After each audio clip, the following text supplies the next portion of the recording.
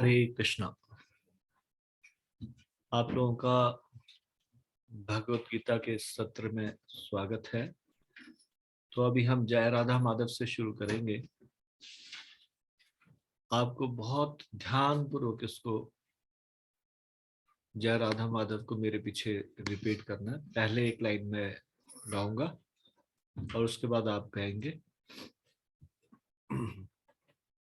आप जो भी गा रहे हैं उसके मीनिंग पे मेडिटेट करते हुए गाएंगे। जैसे जब हम गाएंगे जय राधा माधव कुंज बिहारी, जय राधा माधव जय कुंज बिहारी, मतलब हे राधा माधव। कैसे राधा माधव? जो कुंज में विहार करने वाले हैं। गोपीजन वल्लभ गिरिवरधारी, ऐसे राधा माधव जो गोपियों के वल्लभ है, गोपियों के बहुत प्रिय है और गोवर्धन पर्वत धारण करने वाले। तो जब आप गिरिवरधारी कहेंगे तो आपके सामने पिक्चर आनी चाहिए ऐसे कृष्ण की जिन्होंने गोवर्धन को धारण कर रखा है।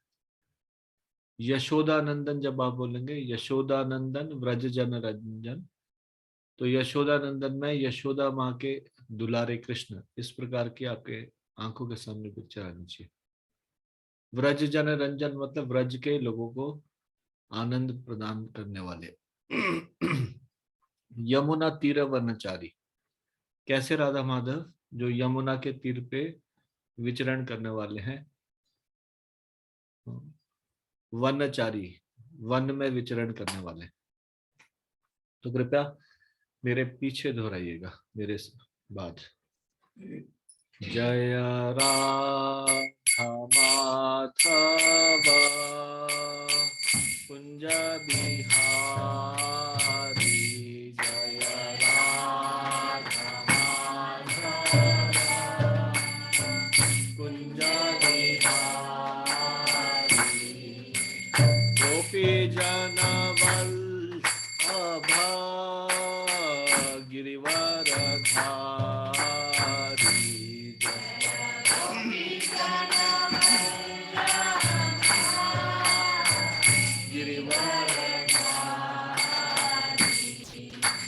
गोपी जन वल्लभ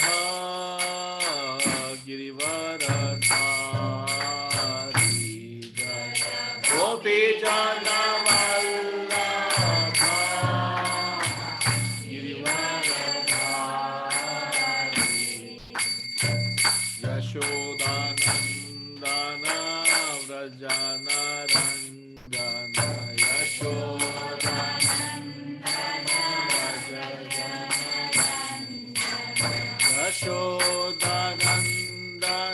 व्रज जन रंजन,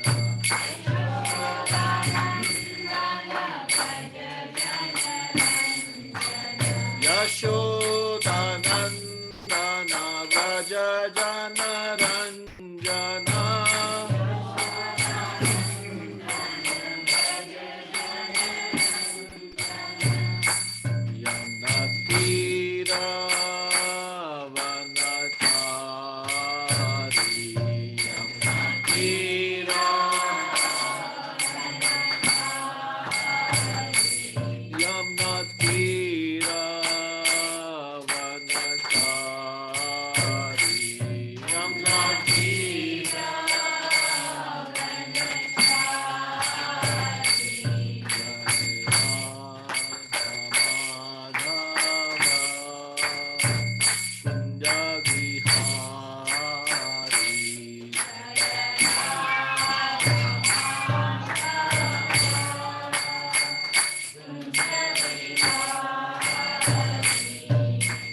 गोपी जन वल्लभ गिरिवरधारी,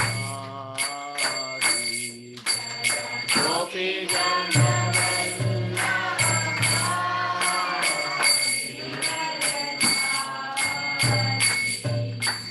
गोपी जन वल्लभ गिरिवरधारी, गोपी जन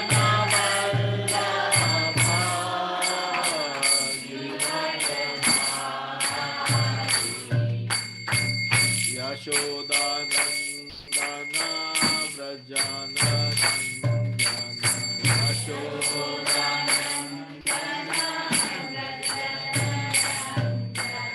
यशोदानन्दन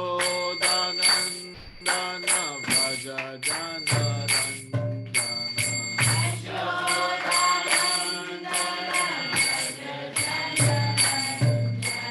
यशोदानन्दन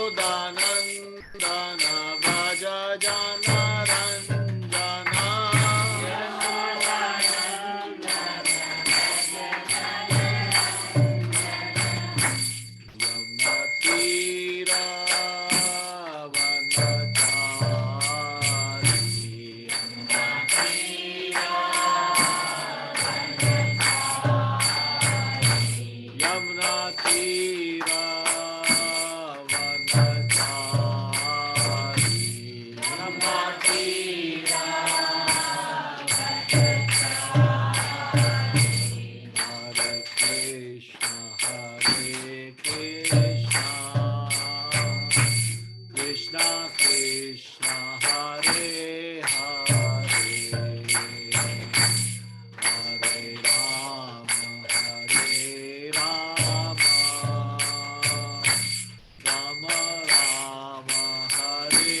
Hare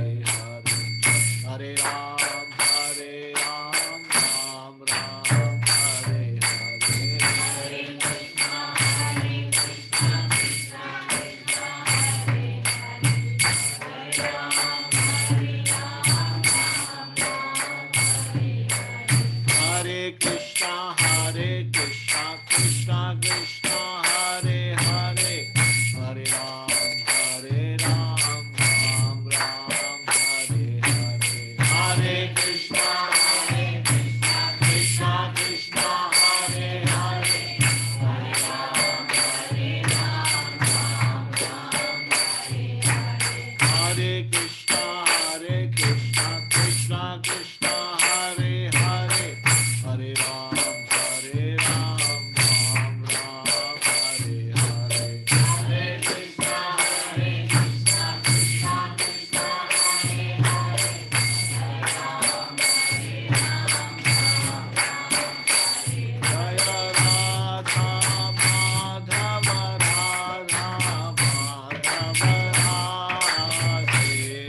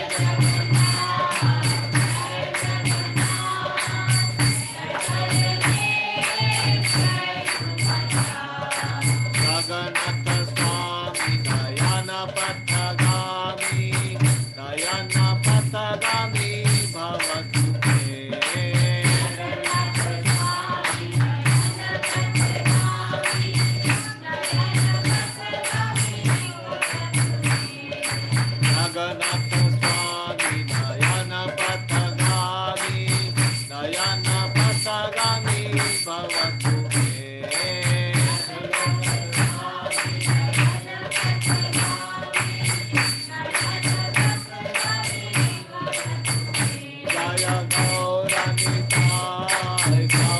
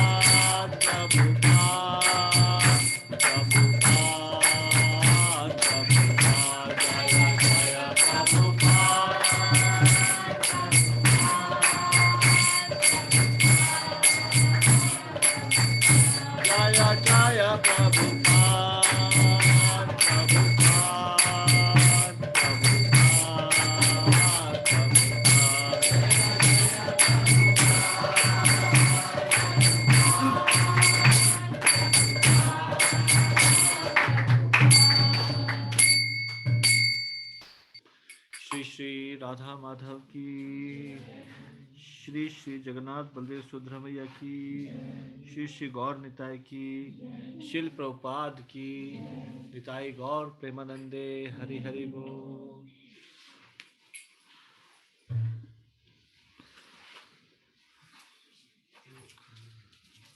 तो हम लोगों ने ये संडे भगवत गीता प्रोग्राम शुरू किया है उन लोगों के लिए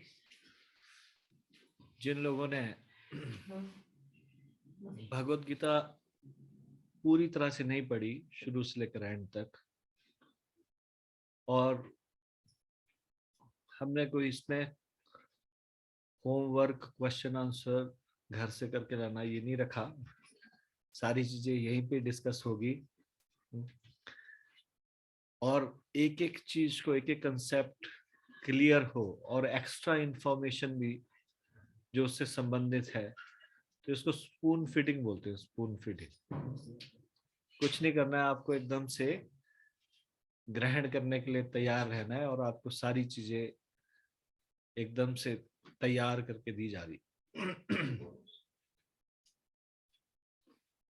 तो भगवत गीता फर्स्ट चैप्टर में तो हम पहुंचे नहीं, शुरुआत में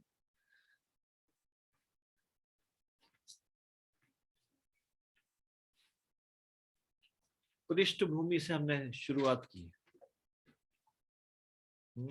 कुछ भी छूटना नहीं चाहिए, सारा का सारा शुरुआत से लेकर पढ़ना। तो पृष्ठभूमि हमने पढ़ा पिछली बारी। इस बार प्रभुपाद जी ने इस पुस्तक को लिखने पर आमुख लिखा है, प्रीफेस, तो वो हम अभी पढ़ेंगे। आप सब लोग भगवत गीता निकाल लीजिए, आपके पास भगवत गीता यथारूप होनी चाहिए।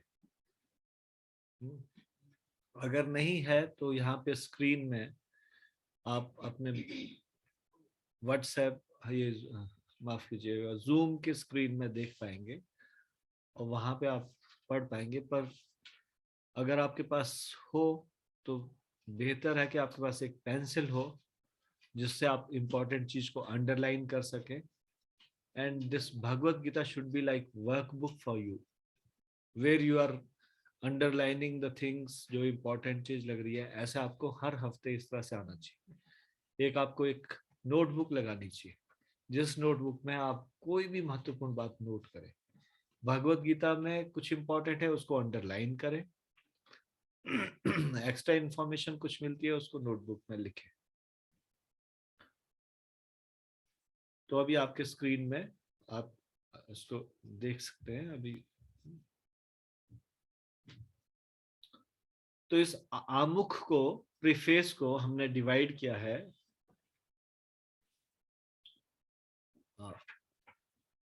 इसको हेडिंग दिया है why is Bhagavad Gita as it is so special, और इसको फर्दर पार्ट्स में डिवाइड किया है।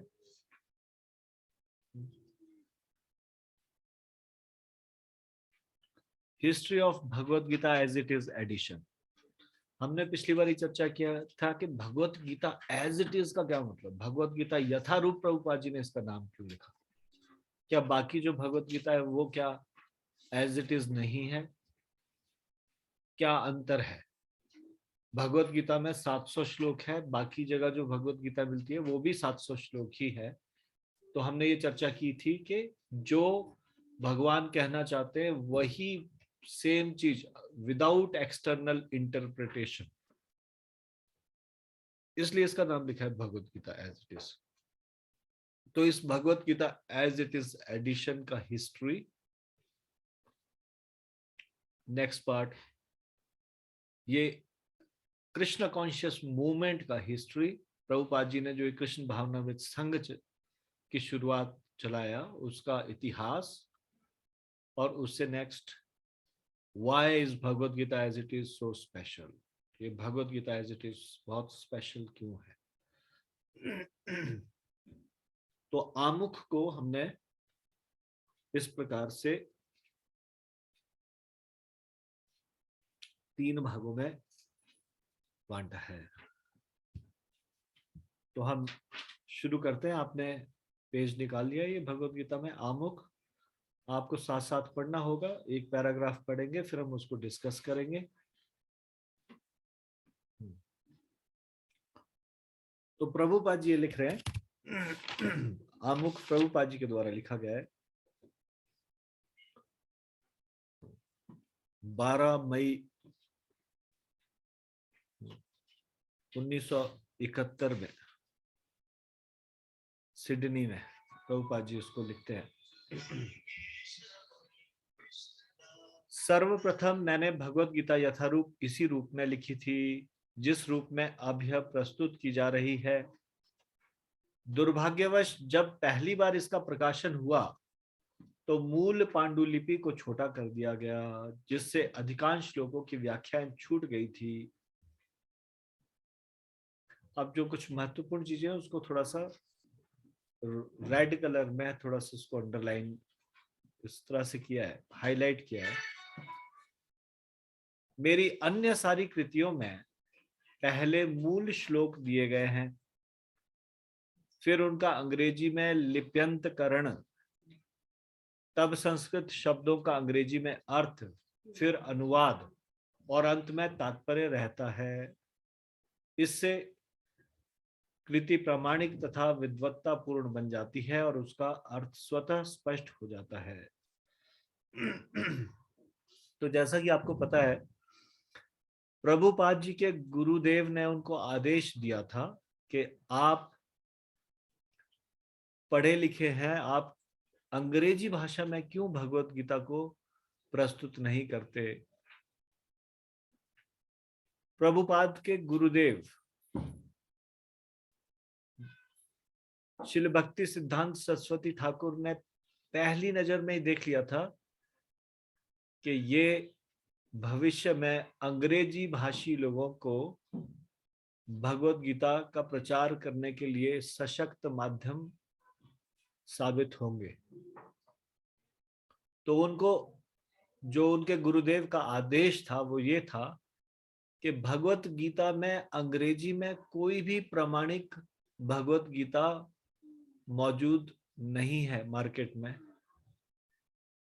तो उन्होंने कहा आप इसको अंग्रेजी में लिखिए।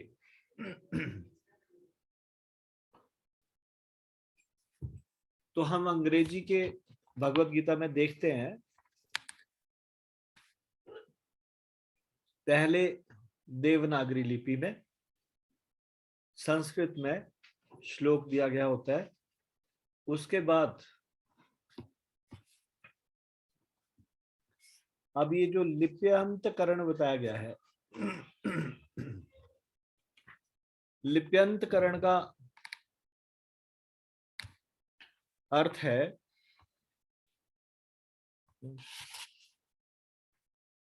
उसको अंग्रेजी में कैसे पढ़ा जाए, उसके लिए ट्रांसलिटरेशन उसको बोलते हैं। ट्रांसलिटरेशन में how do we pronounce it, कैसे उसको प्रोनाउंस किया जाए। जैसे कि डायक्रिटिक्स होते हैं, ये एक तरीका होता है जिसमें ई की आवाज आनी है या ऊ की आवाज आनी है। इस तरह से अंग्रेजी भाषी लोग भी इसको बिल्कुल एकदम संस्कृत के विद्वान की तरह अच्छे से पढ़ सकते हैं, उस श्लोक को पढ़ सकते हैं। तो इसमें आप अंग्रेजी के संस्करण में देखेंगे कि देवनागरी में लिखने के बाद उसके नीचे डायक्रिटिक के रूल्स उस इंग्लिश भगवत गीता के लास्ट में बताए गए हैं, किस प्रकार से डायक्रिटिक्स उनको किस तरह से पढ़ा जाता है। संस्कृत प्रोनाउंसिएशन गाइड हर एक अंग्रेजी के संस्करण में दिया गया है। तो वो ट्रांसलिटरेशन है जिसमें सही से उसका उच्चारण किया जा सके। तो प्रभुपाद जी बता रहे हैं कि मैंने पहले मूल श्लोक दिए हैं, फिर उसके बाद अंग्रेजी में ट्रांसलिटरेशन दिया है, लिप्यंतकरण जो प्रोनाउंसिएशन के लिए, उच्चारण के लिए, उसके बाद संस्कृत शब्दों का अंग्रेजी में अर्थ, फिर अनुवाद और अंत में तात्पर्य।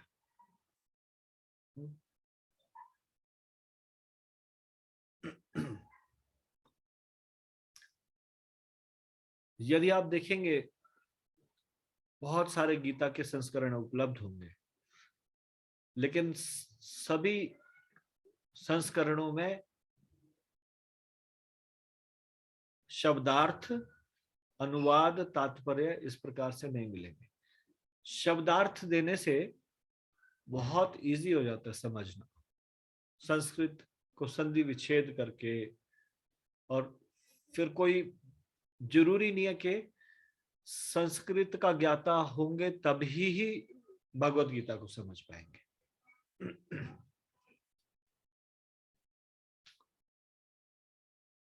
तो प्रभुपाद की भगवत गीता को सबसे पहले छापा था मैकमिलन पब्लिशर ने,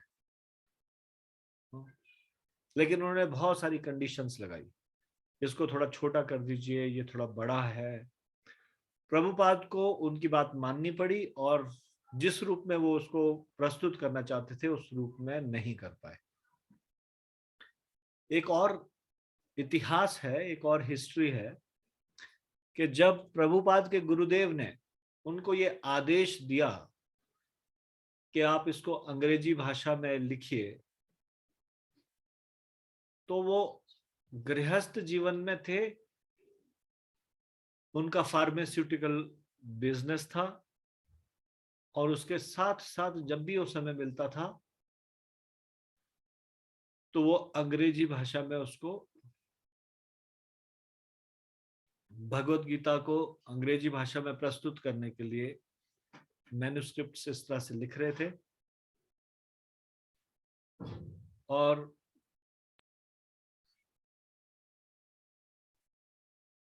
बहुत मेहनत से उन्होंने ये सारे मैन्युस्क्रिप्ट लिखी, और एक दिन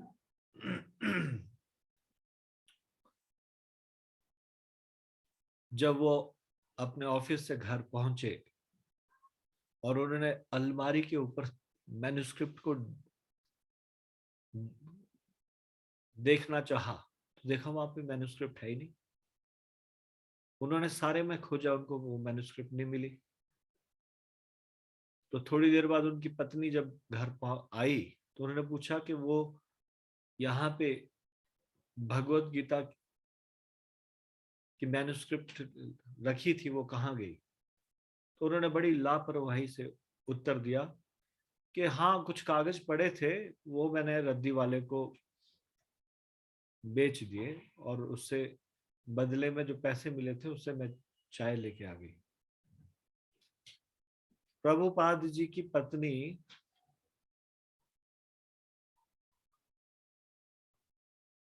बहुत ज्यादा सहायक नहीं थी भक्ति में प्रभुपाद जी के,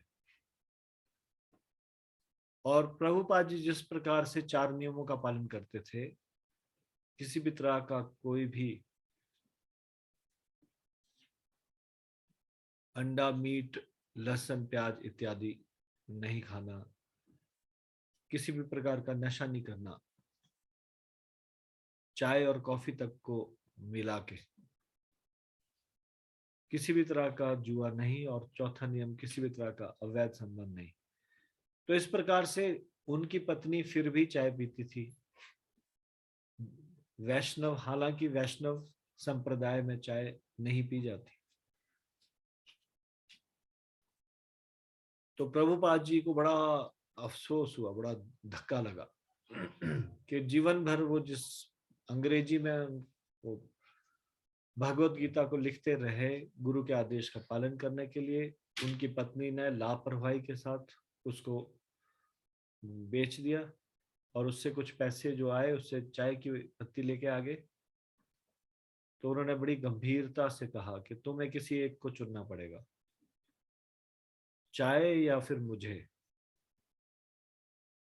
और उन्होंने हंसते हुए, मजाक समझते हुए, चाय की चुस्कियां लेते हुए कहा कि फिर तो मैं चाय को चुनूंगी। और फिर वो शुरुआत थी प्रभुपाद की, जब प्रभुपाद जी ने वानप्रस्थ आश्रम के बारे में सोचा, और सारा का सारा बिजनेस और सारे जीवन भर कमाया हुआ धन अपने पत्नी और पुत्रों को देकर अकेले ही अचानक से घर से निकल पड़े वृंदावन की ओर, विदाउट एनी सिंगल मनी, कुछ भी धन अपने पास ना रखते हुए।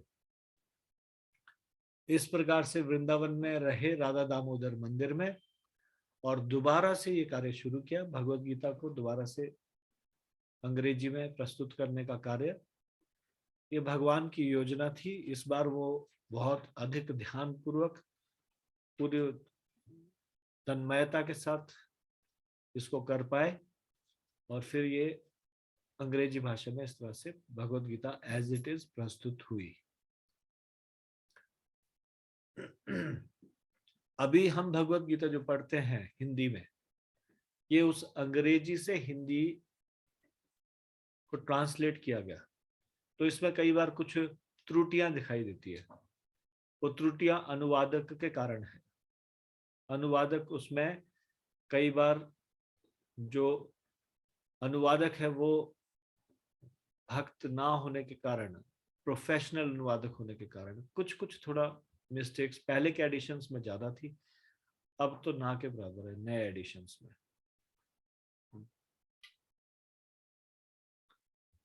अभी ये Bhagavad Gita as it is विश्व में सबसे ज्यादा भाषाओं में पाए जाने वाली भगवत गीता है। विश्व में सबसे ज्यादा भगवत गीता का प्रचार करने का श्रेय श्रील प्रभुपाद जी को जाता है।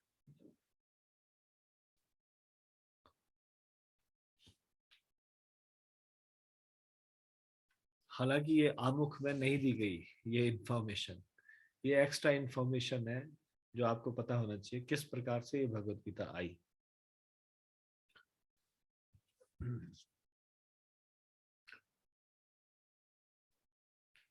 तो प्रभुपाद जी आगे लिखते हैं, अतः जब मुझे अपनी मूल पांडुलिपि को छोटा करना पड़ा तो मुझे कोई प्रसन्नता नहीं हुई।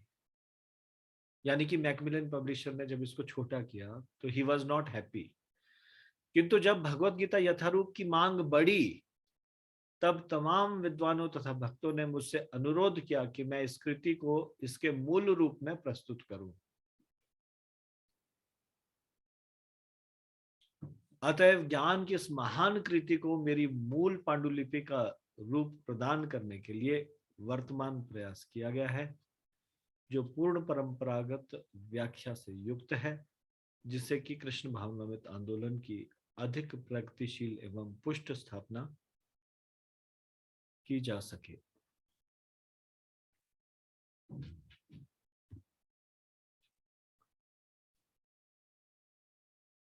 Next paragraph.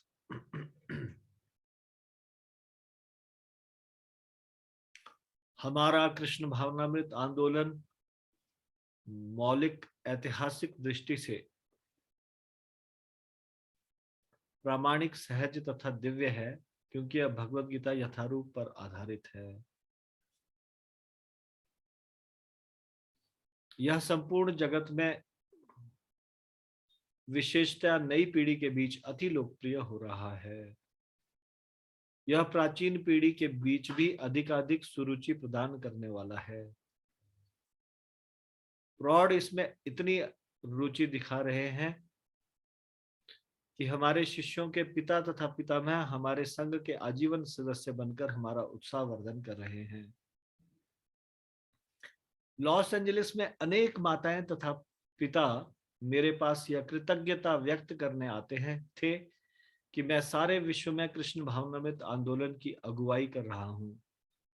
उनमें से कुछ लोगों ने कहा कि अमेरिकी लोग बड़े ही भाग्यशाली हैं कि मैंने अमेरिका में कृष्ण भावनामृत आंदोलन का शुभारंभ किया है। किंतु इस आंदोलन के आदि प्रवर्तक तो स्वयं भगवान कृष्ण है, क्योंकि यह आंदोलन बहुत काल पूर्व प्रवर्तित हो चुका था और परंपरा द्वारा यह मानव समाज में चलता आ रहा है।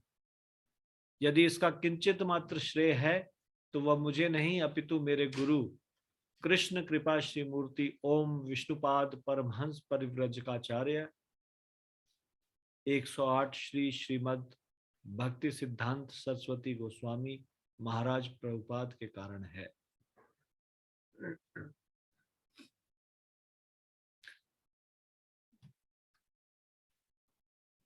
तो प्रभुपाद को विदेश जाने के लिए उनके गुरु महाराज ने कहा था। उनके गुरु महाराज चाहते थे कि वो विदेश जाएं और अंग्रेजी भाषा में प्रचार करें। जब वो पहली बार विदेश गए तो उन्हें मालूम नहीं था वो कहाँ रहेंगे, और ऐसी भूमि में जहां पे कोई कृष्ण को नहीं जानता किस प्रकार से प्रचार करेंगे। लेकिन उनको अपने गुरु महाराज के आदेश पर विश्वास था।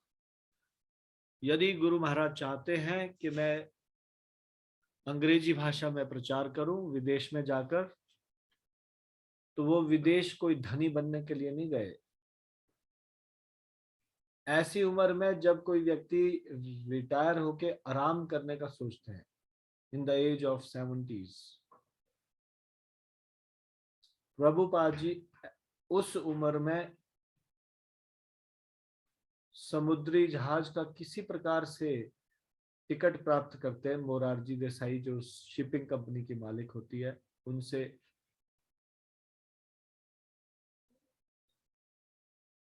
टिकट प्राप्त करते हैं और फिर समुद्री जहाज में जाते हैं अमेरिका।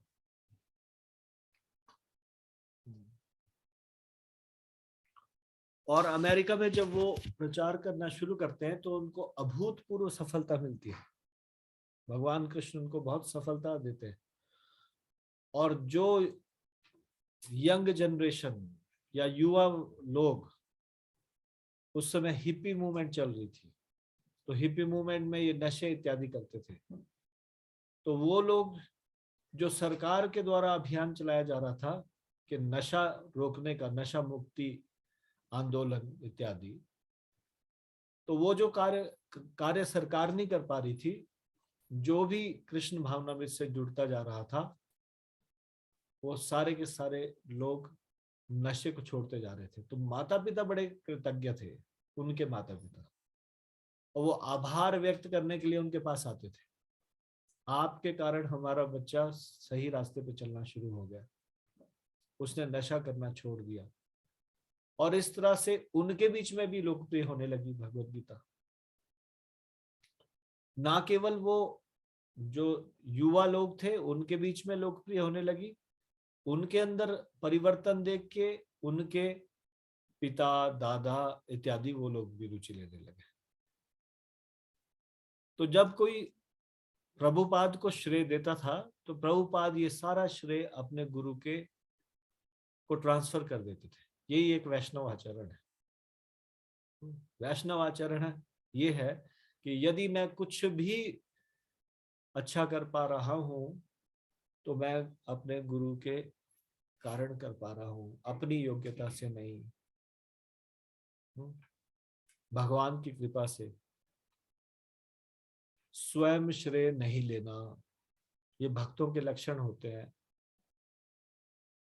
जो मिथ्या गर्व से गर्वित होते हैं, या मिथ्या अहंकार से पीड़ित होते हैं, या फिर माया के वश में होते हैं, वो सोचते हैं, जैसे भगवत गीता में बताया गया है, अहंकार विमूढ़ आत्मा कर्ता हम इति मन्यते।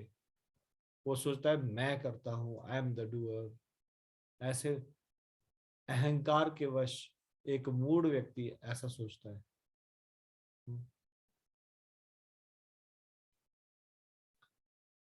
Next paragraph.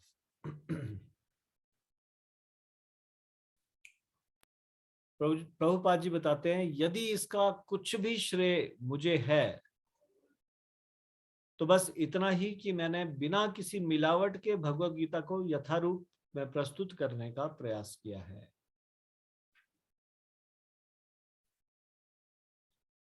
देखिए, जैसे एक पोस्टमैन ना तो उस लेटर में कुछ ऐड करता है ना उससे सब्ट्रैक्ट करता है, उस संदेश को अगले व्यक्ति तक पहुंचा देता है जिसका वो लेटर है। उसी प्रकार से एक प्रामाणिक आचार्य वो है जो भगवान के द्वारा दिए गए संदेश को गुरु परंपरा शिष्य के द्वारा ग्रहण करता है और बिना किसी मिलावट के आगे प्रस्तुत कर देता है। यहां मिलावट का क्या अर्थ है? शब्द चाहे सेम ना भी हो, लेकिन उसका निष्कर्ष सेम होना चाहिए। हम कोई नया निष्कर्ष प्रस्तुत करेंगे तो हम मिलावट कर रहे हैं। जैसे पिछली बारी मैंने उदाहरण दिया था कि कुछ लोग बोलते हैं कि ये सब काल्पनिक कथा है, असलियत में तो धृतराष्ट्र मोह का सूचक है और दुर्योधन अहंकार का सूचक है। इस प्रकार से वो अपने मनगढ़ंत व्याख्या करते हैं। इस प्रकार से व्याख्या ना करके, इसको कपोल कल्पना ना समझ के, इस सच्ची घटना और उस घटना में जो भगवान कृष्ण ने कहा उसको उसी रूप में स्वीकार किया जाए, ये है बिना मिलावट के भगवत गीता को प्रस्तुत करना। इस समय संसार में बहुत सारे, जो कोई भी संस्कृत का विद्वान या संस्कृत जिसने अच्छे से पढ़ी है, वो भक्त ना होने पर भी अपनी बुद्धि से भगवत गीता के ऊपर टीका करने लगे। इस प्रकार से बाजार में इस प्रकार की भगवत गीता की पुस्तकें आ गई जो सच्चाई से बहुत दूर और उनके श्लोकों का तोड़ मरोड़ करके अर्थ प्रस्तुत किया गया है।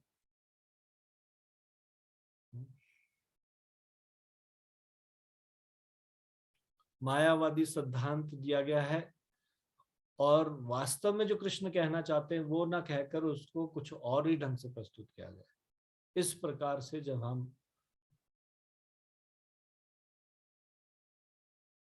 इस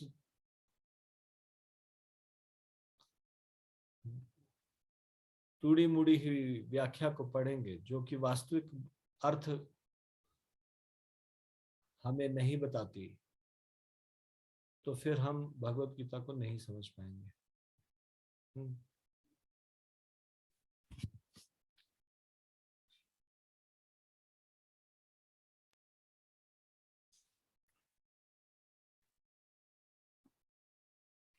तो प्रभुपाद जी कहते हैं कि अगर मुझे कुछ श्रेय है तो ये कि मैंने अपने गुरु के आदेश का पालन किया और इसको प्रस्तुत बिना मिलावट के प्रस्तुत करने का प्रयास किया। मेरे इस प्रस्तुतिकरण के पूर्व भगवत गीता के जितने भी अंग्रेजी संस्करण निकले हैं उनमें व्यक्तिगत महत्वाकांक्षाओं को व्यक्त करने के प्रयास दिखते हैं। अब ये 70s की बात है, उसमें पहली बात तो अंग्रेजी में ज्यादा संस्करण थे ही नहीं, और जो थे प्रभुपाद ढूंढने का प्रयास कर रहे थे कि कोई तो मिले जिसमें सही से बताया हो। तो उसमें देखते थे कि वो वास्तविक सिद्धांत से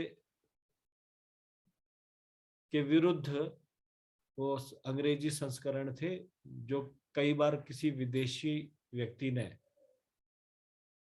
अपनी बुद्धि से उसको संस्कृत सीख कर अंग्रेजी में ट्रांसलेट किया गया था।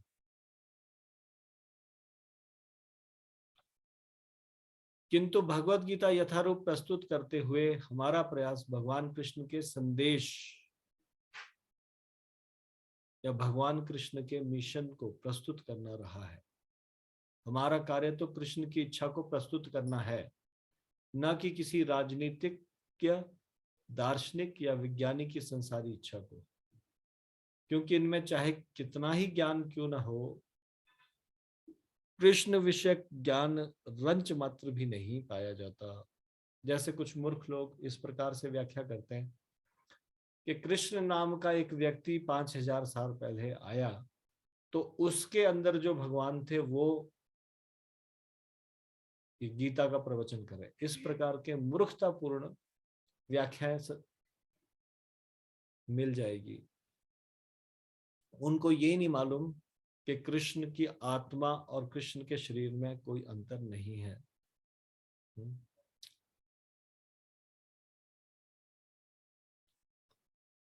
जब कृष्ण कहते हैं मनमना भव मद्भक्तो मद्याजीमाम नमस्कुरु, तो हम तथाकथित पंडितों की तरह यह नहीं कहते कि कृष्ण तथा उनकी अंतरात्मा पृथक पृथक है। कृष्ण परम ब्रह्म है और कृष्ण के नाम, उनके रूप, उनके गुण और उनकी लीलाओं में अंतर नहीं है।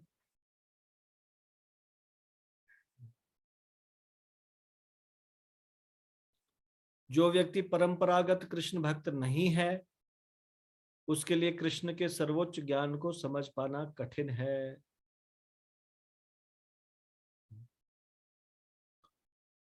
भगवान भगवत गीता में कहते हैं, अगर कोई मुझे जानना चाहते हैं तो वो इस सीक्रेट बताते हैं कैसे जान सकते हैं। भक्त्या माम अभिजानाति, भक्ति के माध्यम से मुझे जाना जा सकता है, अन्यथा व्यक्ति मोहित हो जाएगा, मोहित होता रहेगा। अगर कोई बिना भक्ति के भगवत गीता को जानना चाहे तो वो गीता को नहीं जान सकता। भगवत गीता के मर्म को कौन जान सकता है? एक भक्त।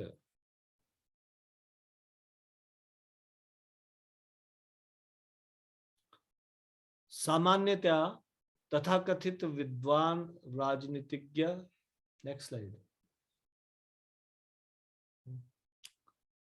सामान्यतया तथाकथित विद्वान राजनीतिज्ञ, दार्शनिक तथा स्वामी कृष्ण के सम्यक ज्ञान के बिना भगवत गीता पर भाष्य लिखते समय या तो कृष्ण को उसमें से निकाल फेंकना चाहते हैं या उनको मार डालना चाहते हैं।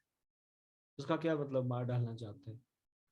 मतलब कृष्ण को कोई महत्व नहीं देंगे और ईश्वर ईश्वर करते रहेंगे कि ईश्वर कोई और है, कृष्ण कोई और है, इस प्रकार से। इस प्रकार से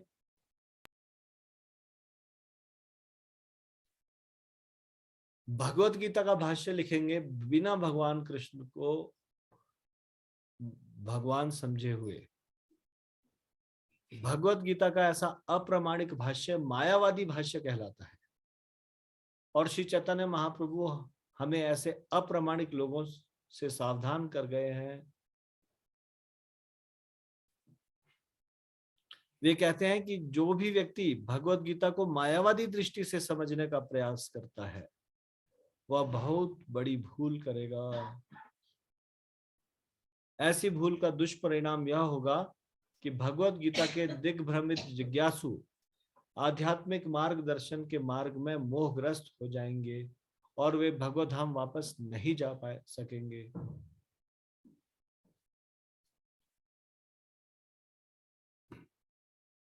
तो भगवत गीता को समझ नहीं पाएंगे और भगवान को प्राप्त नहीं कर पाएंगे।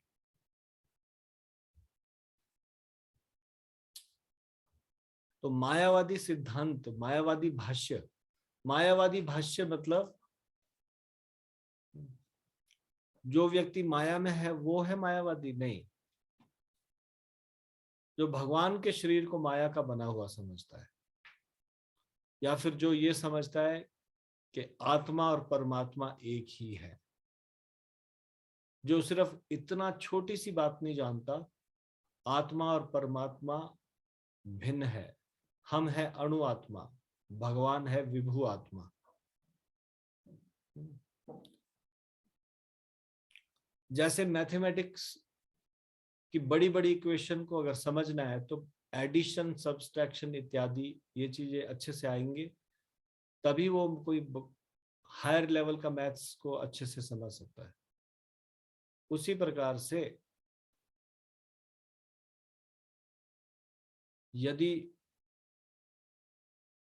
अध्यात्म में आगे उन्नत होना है तो ये बेसिक चीज पता होनी चाहिए कि भगवान और हम में अंतर है। और मायावादी भाष्य के अनुसार ऐसा मायावादी सोचते हैं सब एक है, सब एक। This is bogus philosophy. मैं भी भगवान, आप भी भगवान, आप भी भगवान, आप भी भगवान। ऐसा भाष्य को सुन के व्यक्ति भ्रमित हो जाएगा, भक्ति में आगे प्रोग्रेस नहीं कर पाएगा। मायावादी भाष्य को स्वीकार करना भगवान के प्रति अपराध है, भगवान के चरणों के प्रति अपराध है। तो कोई भी व्यक्ति भक्ति में आगे उन्नति नहीं कर सकता। मायावादी भाष्य से प्रेरित भगवत गीता पढ़ने से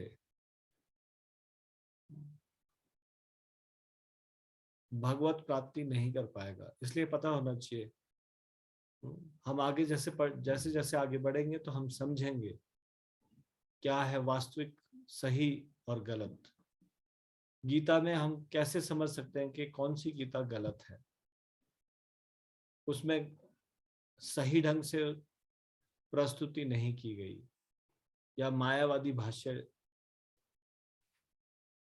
के अनुसार भगवत गीता का अनुवाद या टीकाएं की गई है। Next slide. भगवत गीता यथारूप को प्रस्तुत करने का एकमात्र उद्देश्य बद्ध जिज्ञासुओं को उस उद्देश्य का मार्गदर्शन कराना है जिसके लिए कृष्ण इस धरा पर ब्रह्मा के एक दिन में एक बार अर्थात 8 अरब 60 लाख वर्ष बाद अवतार लेते हैं। इसको भी अभी जब भगवत गीता पढ़ेंगे तो आगे डिटेल में हम समझेंगे कि ब्रह्मा का दिन इतना बड़ा कैसे। 8 अरब 60 लाख वर्ष ये ब्रह्मा का एक दिन, और इस एक दिन में भगवान कृष्ण एक बार यहाँ पे आते हैं। ऐसे ब्रह्मा जी 100 वर्ष तक जीते हैं और उनके प्रत्येक दिन में एक बार कृष्ण भगवान यहाँ आते हैं। जैसे कलयुग की उम्र है 4,32,000 वर्ष, तो ये चतुर्युग इस तरह से चलती रहती है। सतयुग, त्रेतायुग, द्वापर युग, कलयुग, फिर दोबारा से सतयुग, त्रेतायुग, द्वापर युग, कलयुग, ऐसे ये रिपीट होता रहता है। और ब्रह्मा जी के 12 घंटे में 1000 चतुर्युगी होती है, और कलयुग से ज्यादा बड़ा द्वापर युग, उससे बड़ा त्रेता युग, उससे बड़ा सतयुग, और ये चतुर्युगी मिला के 43,20,000 वर्ष का एक चतुर्युगी। तो इसको डिटेल में समझेंगे, अभी हम इस कैलकुलेशन में नहीं जा रहे। भगवद गीता में इस उद्देश्य का उल्लेख हुआ है और हमें उसी रूप में ग्रहण कर लेना चाहिए, अन्यथा भगवद गीता तथा उसके वक्ता भगवान कृष्ण को समझने का कोई अर्थ नहीं है। अगर हम इस निष्कर्ष में नहीं पहुंचे कि ये भगवान कृष्ण के द्वारा संदेश दिया जा रहा है, अगर हम कृष्ण को भगवान नहीं, कृष्ण भगवान है ये इस निष्कर्ष पे नहीं पहुंचे,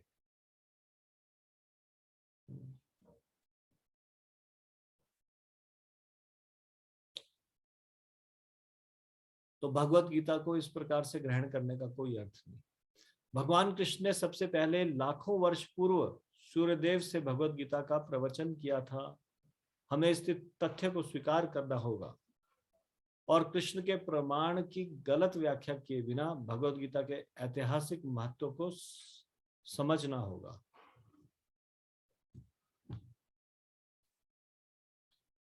तो ये भी कृष्ण भगवान आगे जब हम भगवत गीता शुरू करेंगे उसमें बताते हैं कि सबसे पहले मैंने ये भगवत गीता का संदेश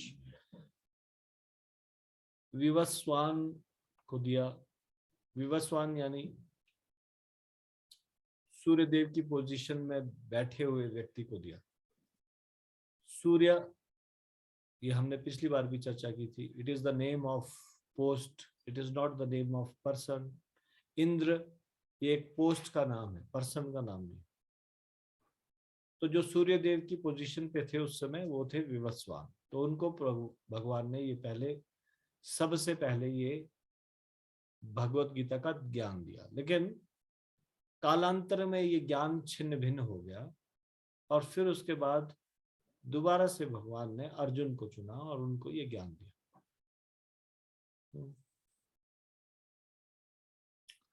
कृष्ण की इच्छा का संदर्भ दिए बिना भगवत गीता की व्याख्या करना महान अपराध है।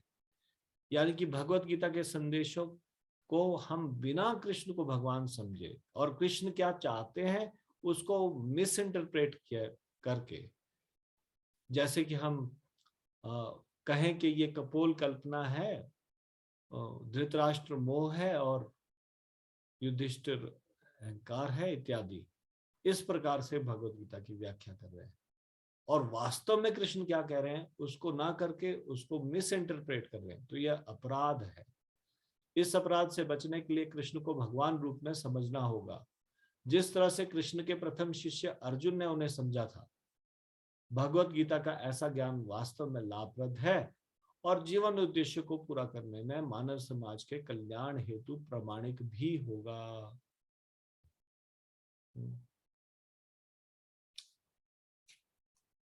Next paragraph. हाँ, तो ये हमने अभी पीछे पढ़ा। हाउ शुड वी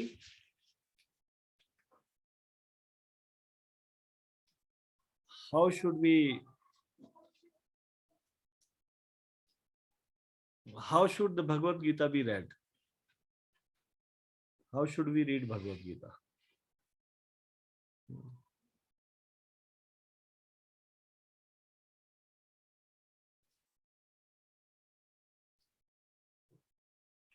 भगवान कृष्ण को भगवान समझ के फिर इस प्रकार से भगवत गीता को समझना पढ़ना होगा।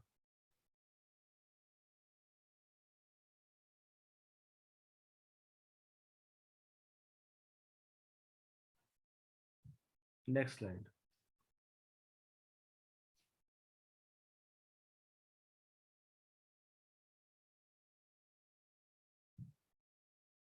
मानव समाज में कृष्ण भावनामृत आंदोलन अनिवार्य है क्योंकि यह जीवन की चरम सिद्धि प्रदान करने वाला है। ऐसा क्यों है इसकी पूरी व्याख्या भगवत गीता में हुई है। दुर्भाग्यवश संसारी झगड़ालू व्यक्तियों ने अपनी आसुरी लालसाओं को अग्रसर करने तथा लोगों को जीवन के सिद्धांतों को ठीक से न समझने देने में भगवत गीता से लाभ उठाया है।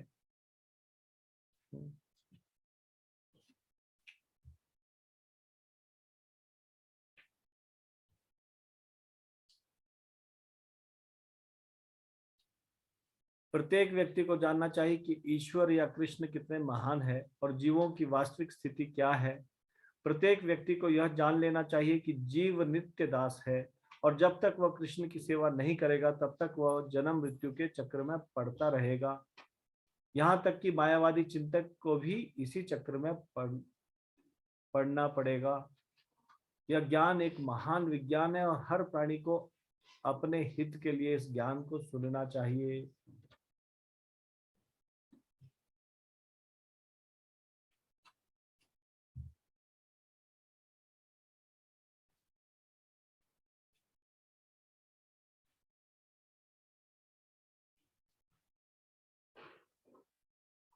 तो कृष्ण भावनामृत आंदोलन हमको ये सिखाता है कि कृष्ण परम भगवान है और जीव उनका नित्य दास है। जैसे कि चैतन्य चरितमृत में बताया गया है, जीवेर स्वरूप होए कृष्णेर नित्य दास। जीव का स्वरूप क्या है? वो कृष्ण का नित्य दास है।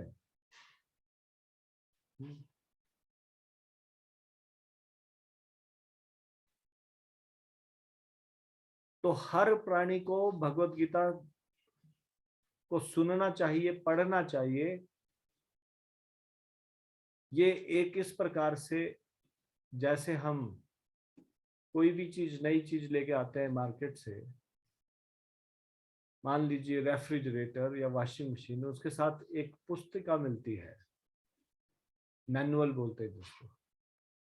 तो it is a manual of human life, manual of human life, जिसमें बताया गया what are the dos and don'ts of human life. मनुष्य का शरीर मिला है तो क्या किया जाए, क्या नहीं किया जाए, ये भगवत गीता में बताया गया है। And we are so busy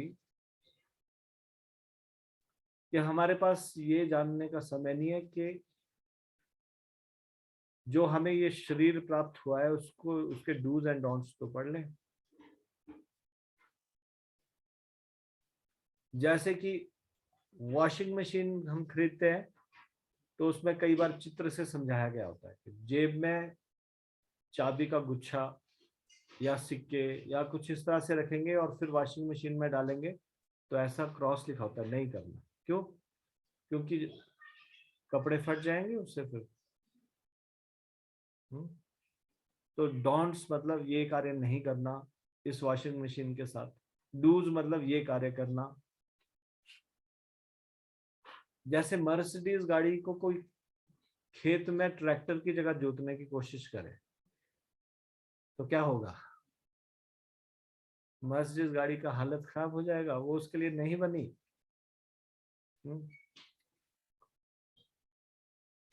मनुष्य के शरीर को जानवरों की तरह व्यतीत करना चाहे अगर व्यक्ति तो क्या होगा? मनुष्य का शरीर मान लीजिए एक मर्सिडीज गाड़ी है और भोग योनि के लिए, भोग के लिए शरीर मिला है जानवरों को। उस प्रकार से मनुष्य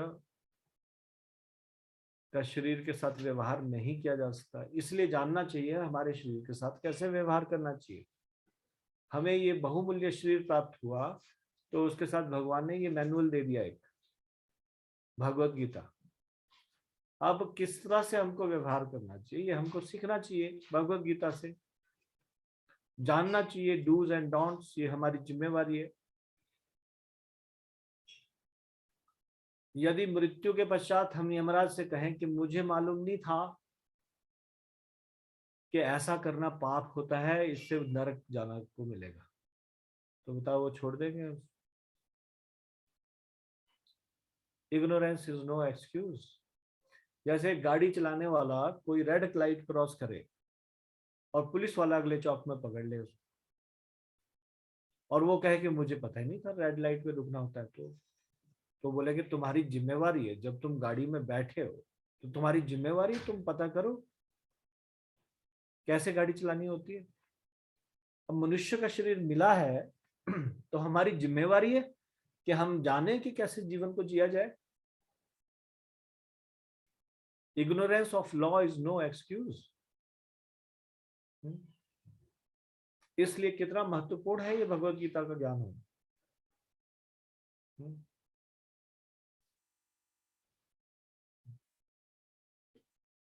नेक्स्ट स्लाइड।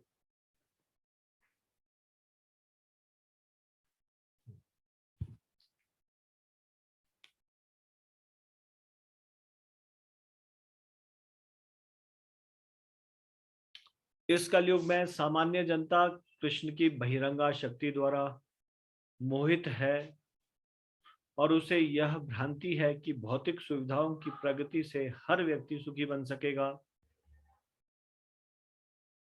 उसे इसका ज्ञान नहीं है कि भौतिक या बहिरंग प्रकृति अत्यंत प्रबल है, क्योंकि हर प्राणी प्रकृति के कठोर नियमों द्वारा बुरी तरह जकड़ा हुआ है।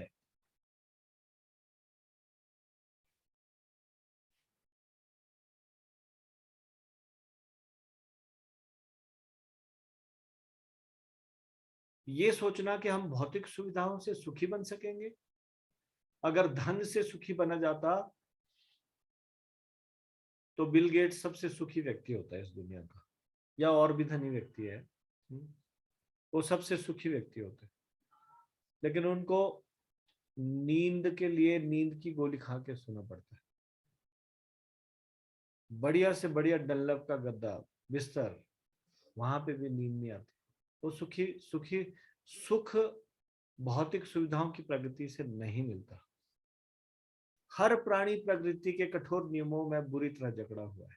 सौभाग्यवश जीव भगवान का अंश रूप है, अतएव उसका सहज कार्य है भगवान की सेवा करना। जीव बना ही है भगवान की सेवा करने के लिए।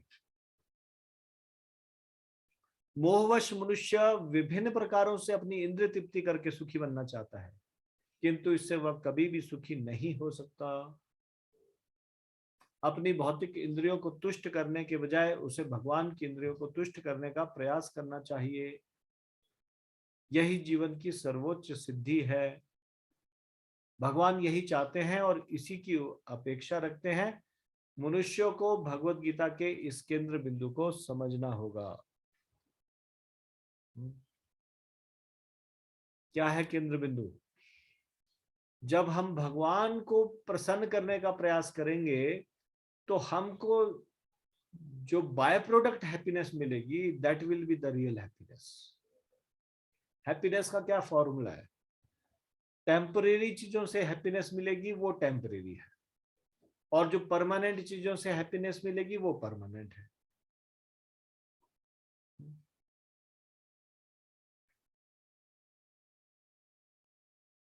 इस संसार का मकान, इस संसार का गाड़ी बंगला, ये क्या है? टेम्परेरी या परमानेंट? टेम्परेरी। तो इससे हैप्पीनेस भी मिलेगी टेम्परेरी। और भगवान क्या है, टेम्परेरी या परमानेंट? परमानेंट।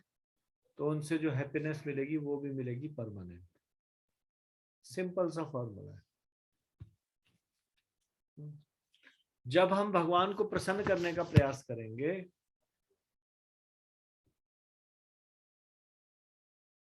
जब भगवान की हैप्पीनेस के लिए कार्य करेंगे, तो बाय प्रोडक्ट हैप्पीनेस जो हमको मिलेगी, that is the real happiness.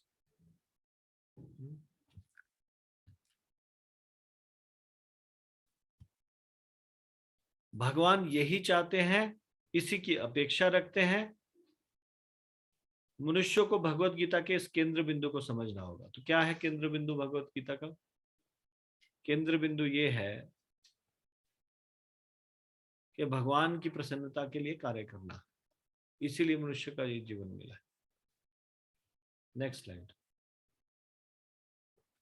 हमारा कृष्ण भावनामृत आंदोलन पूरे विश्व को इसी केंद्र बिंदु की शिक्षा देता है। जो भी व्यक्ति भगवत गीता का अध्ययन करके लाभान्वित होना चाहता है, वह हमारे कृष्ण भावनामृत आंदोलन से इस संबंध में सहायता प्राप्त कर सकता है।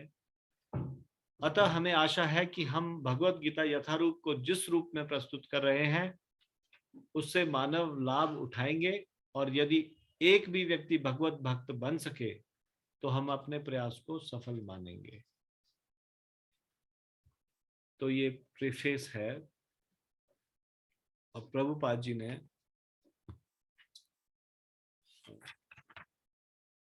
इस भगवत गीता को प्रस्तुत करने के अपने उद्देश्य को बताया।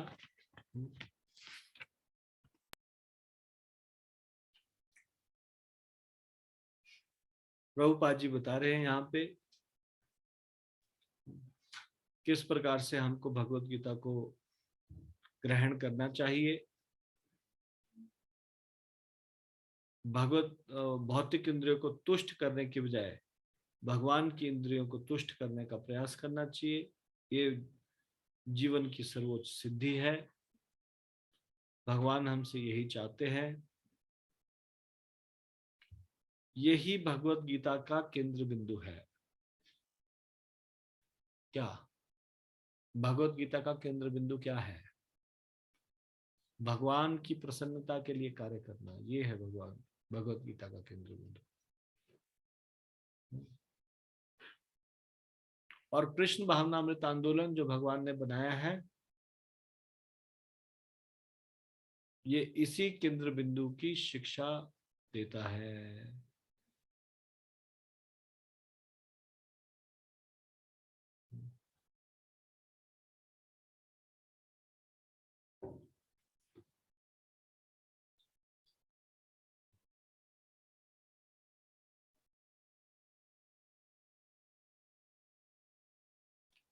भगवत गीता को पढ़ने से हम जान सकते हैं कृष्ण कितने महान है और हम कितने तुच्छ हैं।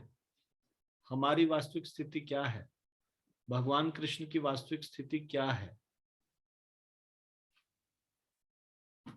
हमारा भगवान से क्या संबंध है, हमारा क्या कर्तव्य है, हमें भगवान ने इस संसार में क्यों भेजा,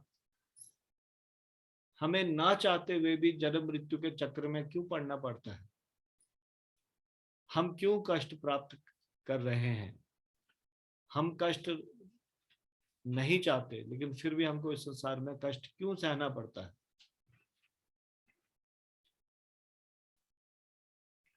ये सारे प्रश्नों के उत्तर हमें भगवत गीता में मिलेंगे।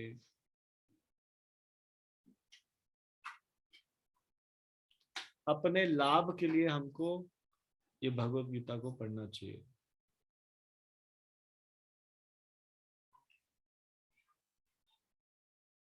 अनिवार्य रूप से सबको ये भगवत गीता को पढ़ना चाहिए।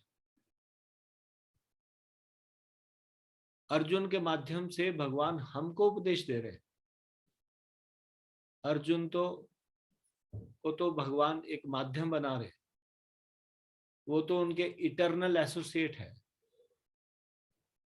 नाट्य मंच में जैसे एक कलाकार अपने रोल को अच्छी तरह से निभाता है, उसी तरह से अर्जुन अच्छे से अपने रोल को निभा रहे हैं, और कृष्ण उनके माध्यम से ये शिक्षा हमको दे रहे हैं। ये शिक्षा हम लोगों के लिए दी गई। भारत भूमि में जन्म हुआ है, हर एक व्यक्ति को भगवत गीता अच्छी तरह से आनी चाहिए। भगवत गीता के विषय में आप विशेषज्ञ होने चाहिए। भगवत गीता के किसी भी श्लोक को आप अच्छे से किसी को भी समझा सकने में दक्ष होने चाहिए। उसके लिए जब आप स्वयं भगवत गीता को पढ़ने के लिए समय निकालेंगे, तब तो किसी और को समझा सकेंगे। पहले खुद तो समझ लेंगे। ये जीवन मिला और ये जीवन में को इस तरह से इस्तेमाल नहीं किया, भगवत गीता को ही नहीं समझा, अपने ग्रंथों को नहीं जाना, तो जीवन ऐसे निकल जाएगा। हम समझेंगे नहीं जीवन कैसे जीना है। क्यों ना हम इस भगवत गीता को इतना गहराई से पढ़े, एक एक चीज को, जो चीज समझना है उसको पूछें और अच्छी तरह से भगवत गीता को समझें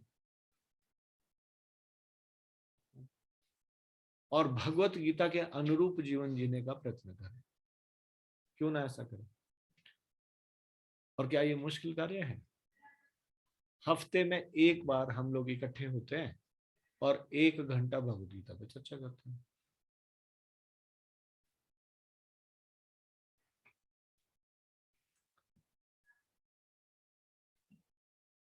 इतना कम समय देने पर भी हम आस्ते आस्ते, जैसे बूंद बूंद से घड़ा भरता है, आप देखेंगे एक दिन ये भगवत गीता पूरी कंप्लीट कर लेंगे।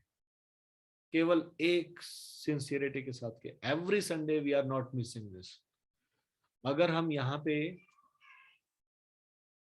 ना आ सके और ऑफलाइन सामने क्लास अटेंड नहीं कर सके, तो ऑनलाइन ये क्लास दोनों तरफ से चल रही है। ऑफलाइन भी, यहाँ पे भी बहुत सारे भक्त लोग बैठे, ऑनलाइन भी चल रही है। जो लोग दूर बैठे हैं उनको भी डिस्टेंस का कोई प्रॉब्लम नहीं है, और जो नजदीक बैठे हैं वो बहुत अच्छा है, भक्तों से मिलना जुलना हो जाएगा हफ्ते में एक बार। तो क्यों ना हम इस भगवत गीता को अच्छी तरह से समझें। और क्या ये टाइम भगवत गीता के लिए 1 घंटा समझना, पूरी तरह से 1.5 घंटा, 2 बजे से 2:15 बजे तक जय राधा माधव से शुरुआत होगी, 2:15 से 3:15 तक डिस्कशन, और 3:15 से 3:30 15 मिनट क्वेश्चन आंसर। तो अभी हमारा ये कंप्लीट होता है, 3:15 हो गए। अब आपके कोई प्रश्न उत्तर है तो बताइए। किसी का कोई प्रश्न है?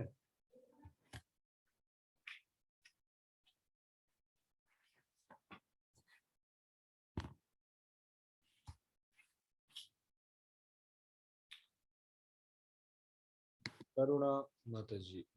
यस माता जी, पूछिए। हरे कृष्णा प्रभु जी, दंडवत प्रणाम। प्रभु जी मेरे 2 प्रश्न हैं। जी।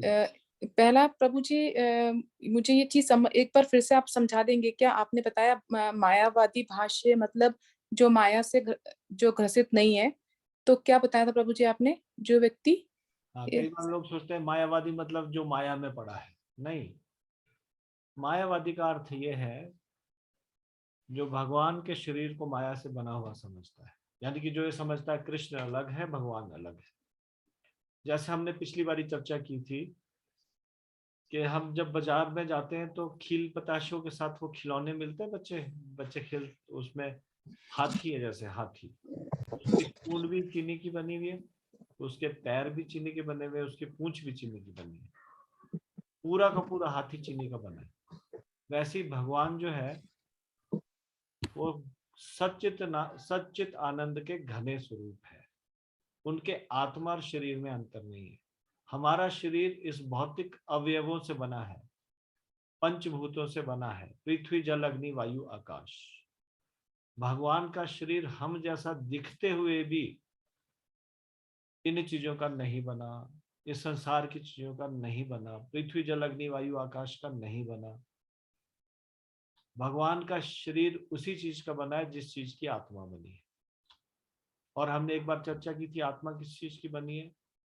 आज आत्मा के 3 इंग्रेडिएंट है, सत्य चित्त आनंद।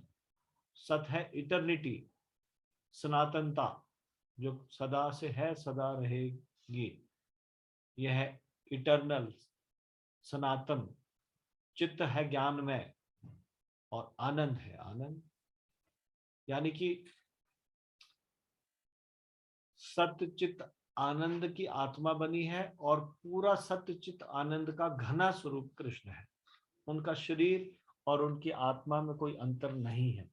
तो असली अंडरस्टैंडिंग तो है ये, और मायावादियों की अंडरस्टैंडिंग है ये कि भगवान का शरीर इस संसार के भौतिक अवयवों का बना है, और वो भगवान नहीं है, उनके हृदय में कोई भगवान है। तो उनका अंडरस्टैंडिंग गलत है। या फिर ये सोचना कि सब लोग एक ही है, आत्मा परमात्मा ही है। हम भगवत गीता में ही आगे तात्पर्य में पढ़ेंगे, और अलग अलग उपनिषदों में, जैसे कठोपनिषद में बताया गया, एक वृक्ष में जैसे 2 पक्षी है, वैसे ही एक शरीर के अंदर 2 चीजें हैं। आत्मा ही नहीं है हमारे शरीर के अंदर, परमात्मा भी है जो साक्षी रूप में देख रहे हैं। और उसको समझाने के लिए उदाहरण के तौर पे बताया गया है कि 2 पक्षी बैठे हैं एक वृक्ष में, एक पक्षी उसके सारे कर्मों को देख रहा है और इंतजार कर रहा है कि वो कब उनकी ओर मुड़े। दूसरा पक्षी अपने मग्न है वृक्षों के फल खाने में, कभी मीठे फल खाता है, कभी कड़वे फल खाता है। यानी कि अपने कर्मों को भोगने में आत्मा मग्न है, कभी सुख में कभी दुख में। सुख में कई बार सुख में मग्न हो जाती है, कभी दुख में बड़े दुखी हो जाती है। इस प्रकार से भगवान की ओर मुड़ ही नहीं रही है। तो भगवान और आत्मा ये दोनों एक नहीं है। आत्मा और परमात्मा एक नहीं है। आत्मा अलग है और परमात्मा अलग है। मायावादियों की अंडरस्टैंडिंग गलत है। वो सोचते हैं आत्मा और परमात्मा एक ही है। और मायावादी के विषय में और गहराई से जानने को मिलेगा इसी में जब हम चर्चा करेंगे भगवद गीता में। ठीक है मैम जी, थैंक यू प्रभु जी। प्रभु जी, एक ये इसमें जो नीचे लाइन दिया गया है, इसका क्या मतलब है प्रभु जी? भगवत गीता के दिग्भ्रमित जिज्ञासु, दिग्भ्रमित का क्या मतलब है प्रभु जी? हाँ, दिग्भ्रमित जो मतलब कि जैसे एक पथिक होता है रास्ते में, उसको दिशा भ्रम हो जाता है, किस तरफ जाना, पूर्व किस तरफ, उत्तर किस तरफ। तो दिग्भ्रमित मतलब जिसको पता ही नहीं रास्ता है कहाँ पे, सही रास्ता क्या है। ठीक है, क्लियर। जी प्रभु जी, धन्यवाद। भगवत गीता पढ़ रहे हैं लेकिन भगवत गीता का उद्देश्य क्या है ये नहीं पता, भगवत गीता क्यों पढ़ी जा रही है ये नहीं पता, तो फिर वो दिग्भ्रमित जिज्ञासु है। ठीक है, धन्यवाद प्रभु जी, दंडवत प्रणाम। अन्य कोई प्रश्न किसी का? विष्णु का प्रभु का प्रश्न है। यस प्रभु। प्रश्न ये है कि हम इतने दिनों से कभी भगवत गीता स्टार्ट नहीं हुई, पहले श्लोक से ऐसे मन में आता है कि इतना समय ले रहे हैं, पहले श्लोक पे ही क्यों नहीं स्टार्ट किया।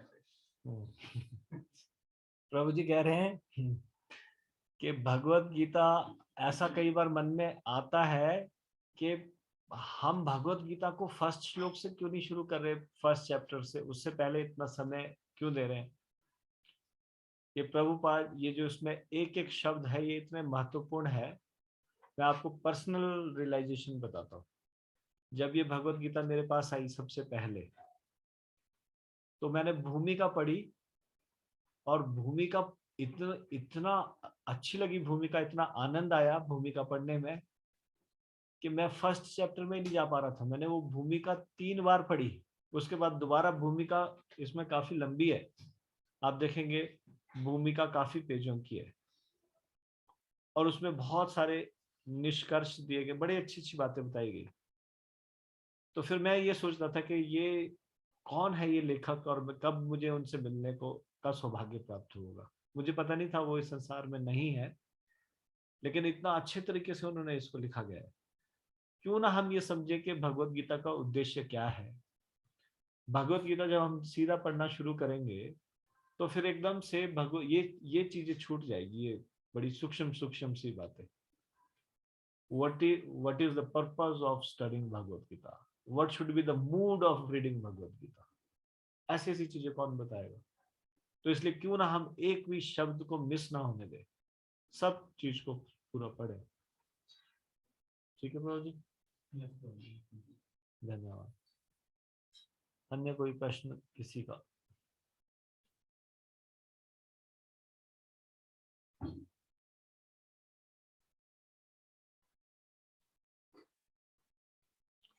मैं प्रश्न करूं आपसे, यदि आप लोगों का प्रश्न नहीं है तो ठीक है। तो मेरा प्रश्न ये है, हमने अभी अभी पढ़ा, थोड़ी देर पहले चर्चा भी की।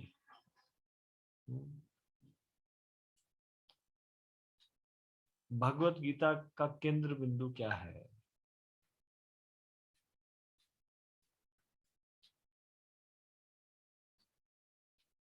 कृपया हाथ खड़ा कीजिए। यहाँ बहुत सारे हाथ खड़े हुए हैं, यहाँ पे भी अगर कोई सामने बताना चाहता है तो आप हाथ खड़े कर सकते हैं। भगवत गीता का केंद्र बिंदु क्या है? ऐसे नहीं, हाथ खड़ा करके बोलेंगे, जिसको बोला जाएगा वो उत्तर देगा। यस प्रभु।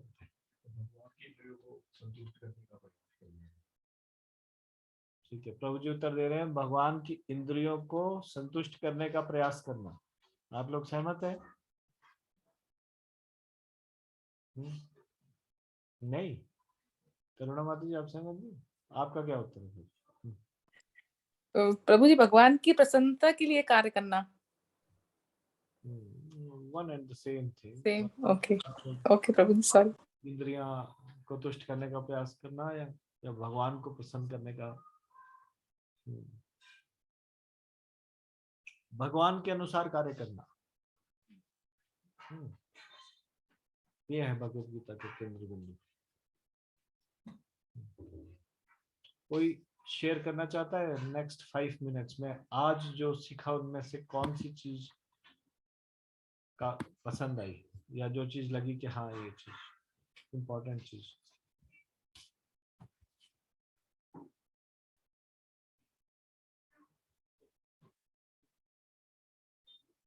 अनम्यूट करके डायरेक्टली बोल सकते हैं या फिर आप में से भी कोई बोल सकते हैं। आज जो सुना, चर्चा हुई, उनमें से कोई महत्वपूर्ण बिंदु जो आपको एकदम से हृदय पे लगा हो?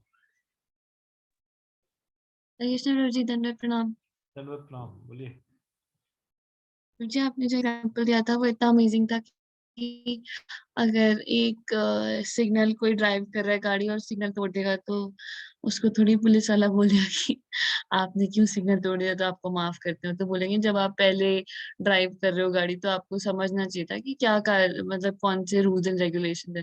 वैसे ही जब हम यमराज के पास जाएंगे तो बोलेंगे हमें तो पता ही नहीं था कि पर्पस ऑफ लाइफ क्या, हमें तो किसी ने बताया ही नहीं। तो बोलेंगे कि नहीं पता था तो पहले समझना चाहिए था कि तुम्हारा मैनुअल क्या है, मतलब तुम्हें कैसे रहना चाहिए इस ह्यूमन बॉडी में। मतलब जी वो एग्जाम्पल बहुत ही अमेजिंग लगा। कृष्ण जी धन्यवाद प्रणाम। धन्यवाद। अन्य अन्य कोई बताना चाहते हैं और कोई पॉइंट? मीरा माता जी बोलिए। हेलो, हरे कृष्ण प्रभु जी, दंडवत प्रणाम। प्रभु जी मैं ये जानना चाहती हूँ कि जब भगवान चाहते हैं कि हम उनके हिसाब से कार्य करें या उन्हें प्रसन्न करने के लिए कार्य करें, तो क्या ऐसा नहीं है कि भगवान ने हमें पहले से ही सिखा के भेजा है कि हमें ये करना चाहिए, ये नहीं करना चाहिए, और ऐसा क्यों होता है कि हम ये सब चीज भूल जाते हैं कि हमारी जिंदगी को हमें किस तरीके से जीना चाहिए या किस तरह से हमें व्यवहार करना चाहिए कि हम कृष्ण को प्रसन्न कर सके। क्योंकि जैसे हम अपने बच्चों को सिखाते हैं कि बेटा ये करना चाहिए, ऐसा करना चाहिए, ऐसा नहीं करना चाहिए, उसी तरीके से उन्होंने भी तो हमें सिखा के ही भेजा है कि ये करना चाहिए और ये नहीं करना चाहिए। आत्मा स्वरूप हम ये सब चीजें क्यों भूल जाते हैं? धन्यवाद। हम उनके बिगड़े हुए बच्चे हैं जो इस संसार में देख रहे जितने भी जीवात्मा जो आज्ञाकारी बच्चे हैं, भगवान के धाम में एकदम बहुत संतोष से भगवान के साथ रह रहे।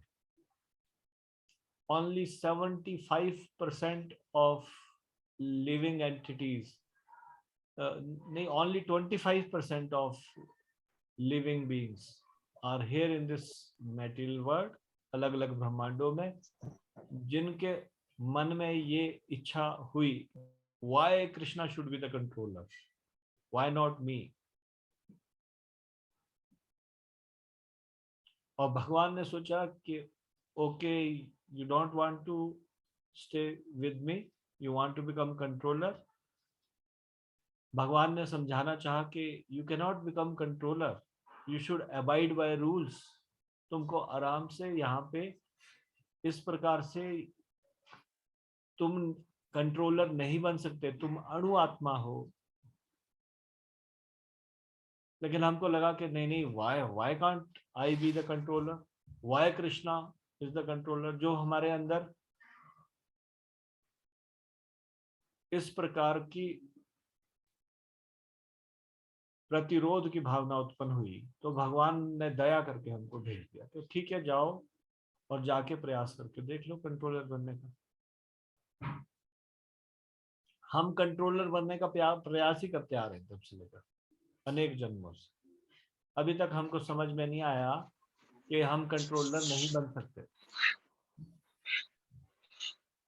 तो क्या प्रभु जी अभी जितने हम लोग जितने भी गुरु और साधु है और जितने भी हमको संदेश मिल रहे हैं, ये हमको बार बार समझाते हैं कि हमारा मूल कर्तव्य क्या है। तो जब हमको ये समझ में आ जाएगा और हम पूरी तरह से शरणागत होना सीख लेंगे, भगवान के अनुसार कार्य करना सीख लेंगे, तब हम वापस हाथ खोले खड़े हैं अपने हमको वापस भगवत धाम बुलाने के लिए। जैसे एक पिता का पुत्र उसको उनको छोड़ के चला जाए तो पिता हमेशा चाहेगा कि वो वापस आ जाए, और इस तरह से भगवान हमारी सहायता कर रहे हैं कि हम वापस आ जाएं।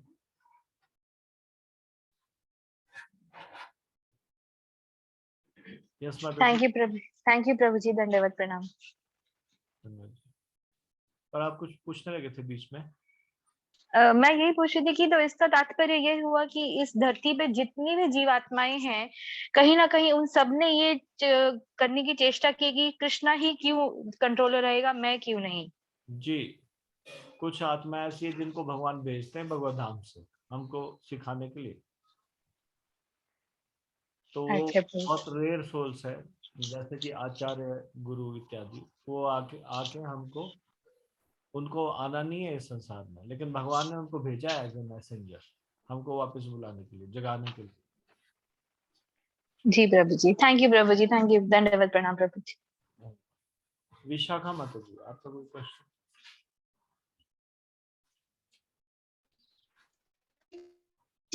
प्रणाम। प्रश्न है कि श्रील प्रभुपाद जी ने जो भगवत गीता प्रस्तुत की वो भगवत गीता एज इट इज है, लेकिन हम जानते मतलब जो गुरु परंपरा से चलती है, लेकिन प्रभुपाद जी अपने गुरुदेव से एक दो बार मिले थे, तो ये भगवत गीता का ज्ञान उन्होंने कहाँ से मतलब कहाँ से प्राप्त किया, फिर कैसे लिखा? बलदेव विद्याभूषण विश्वनाथ चक्रवर्ती ठाकुर, उन्होंने जो संदेश दिए वही संदेश हमारे मुख्य आचार्य हुए। उन आचार्यों की शिक्षाओं को ही भक्ति सिद्धांत सरस्वती ठाकुर ने आगे बताया, और उन्हीं शिक्षाओं को प्रभुपाद जी ने अपनाया। तो मतलब ये गुरु परंपरा से जो ज्ञान चला आ रहा है उसके बाहर नहीं गए, उन्हीं शिक्षाओं को लिया।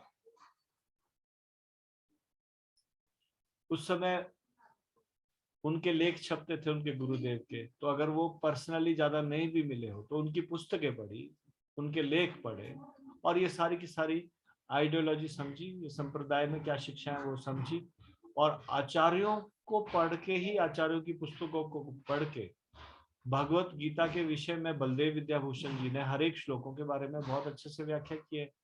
और प्रभुपाद जी की अगर आप पुस्तक को देखेंगे तो शुरू में ही उन्होंने लिखा है, समर्पण वेदांत दर्शन पर अति अद्भुत गोविंद भाष्य के प्रणेता श्रील बलदेव विद्याभूषण को मैं ये भगवत गीता समर्पण कर रहा हूँ। ठीक है माता जी? ठीक है विशाखा माता जी? Yes, Prabhuji. Thanks so much, Prabhuji. ठीक है, धन्यवाद। हम अभी इसको यहीं पे विराम देंगे क्योंकि हम चाहते हैं इसको समय पे समाप्त करें। और यदि आपके फिर भी कोई प्रश्न उत्तर रहेंगे तो आप कभी प्रश्न उत्तर इस तरह से मुझे जिनके माध्यम से आप जुड़े उनके माध्यम से भी भेज सकते हैं। यहाँ पे हम क्लास को ऐसे ही रखेंगे, मतलब 3:30 पे क्लास खत्म, 2 बजे शुरू और 3:30 बजे तक समाप्त। आप सब लोगों का बहुत बहुत धन्यवाद। हरे कृष्णा। हरे कृष्णा।